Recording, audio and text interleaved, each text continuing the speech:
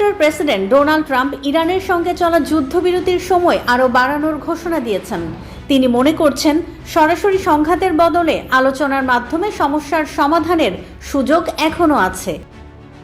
পাকিস্তানের অবরোধে যুক্তরাষ্ট্র এই যুদ্ধবিরতি চালিয়ে যেতে সম্মত হয়েছে।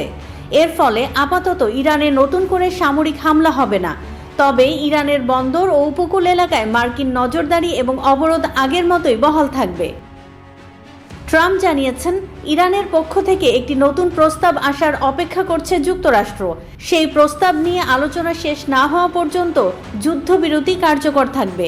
এতে দুই দেশের মধ্যে উত্তেজনা কিছুটা কমার আশা করা হচ্ছে।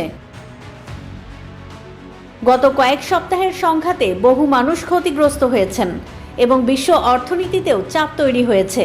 তাই যুদ্ধবিরতির সময় বাড়ানোর এই সিদ্ধান্তকে অনেকেই গুরুত্বপূর্ণ পদক্ষেপ হিসেবে দেখছেন।